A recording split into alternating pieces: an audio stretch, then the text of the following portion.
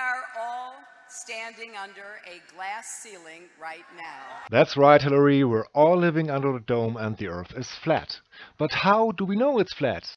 Well, why don't we just have a look at this excellent flat Earth proof by the Potter's clay?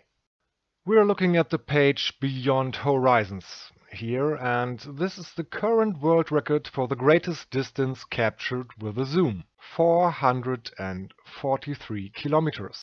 So the distance from Pic de Finistrelle to Pic Gaspard is approximately 275 miles or 443 kilometers.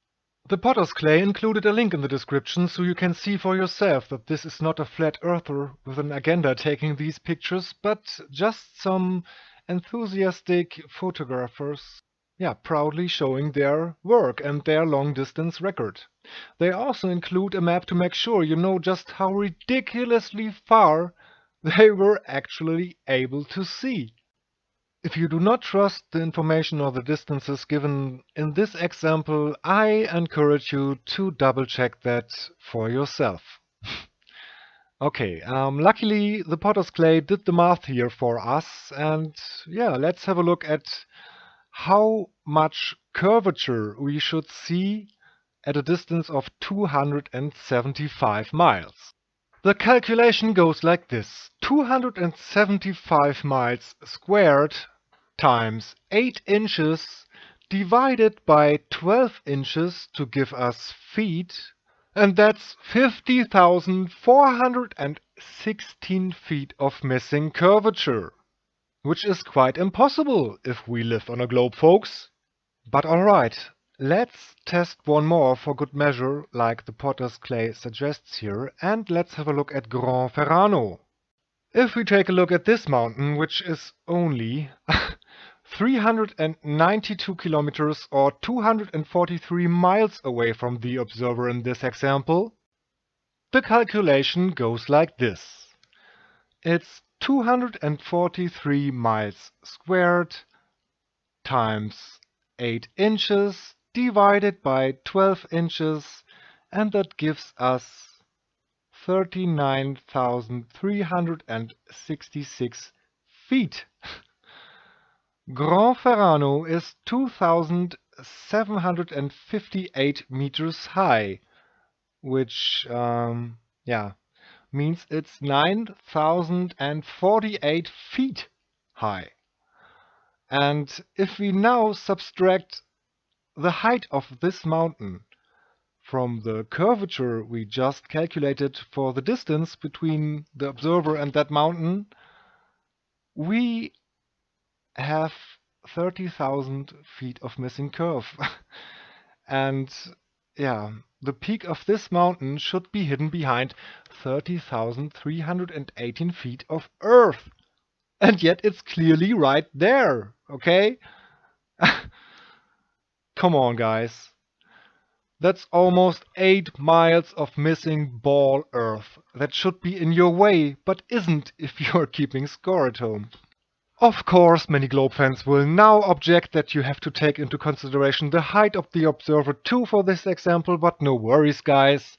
The Potter's clay did exactly that for you in his original video.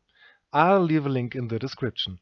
And while we were at it, let's just have a look at this other brilliant video by the Potter's clay in which some globe fans accidentally prove it's flat. I hope you enjoy, guys. God bless you and have a nice day. If you look up an image of the Earth and Moon, you're going to get a picture where they're quite close together. Something like that. But in reality, the Earth and Moon are about that far apart. That is the Earth and the Moon to scale. Taking the same concept, but for the solar system, every single picture of the solar system that we ever encounter is not to scale. If you put the orbits to scale on a piece of paper, the planets become microscopic, and you won't be able to see them. There is literally not an image that adequately shows you what it actually looks like from out there. The only way to see a scale model of the solar system is to build one.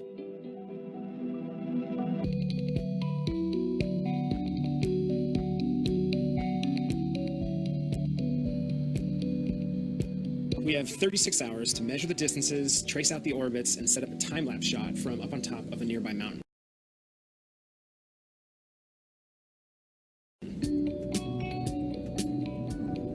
To create a scale model with an Earth only as big as this marble, you need 7 miles of empty space.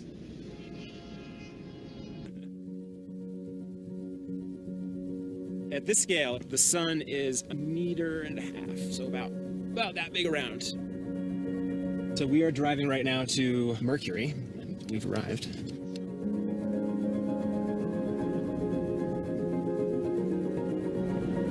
Venus is the same size as Earth. There's a world in my pocket somewhere. And Earth.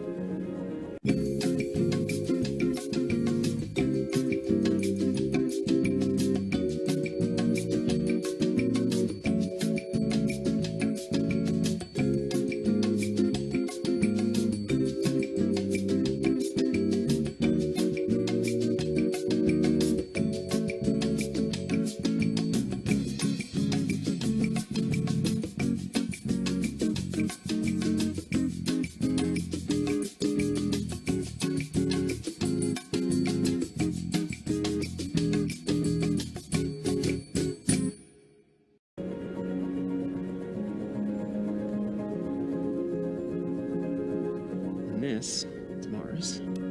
Got a couple of robots rolling around on that one. Once the time lapse is ready, we'll drive each orbit with a light. Hopefully you'll be able to tell just how big they really are. Onward to the outer planets. Jupiter.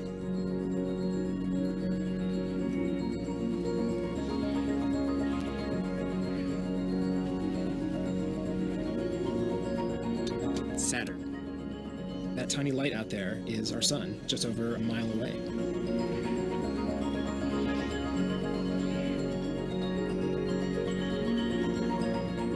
The sun's way, way out there now.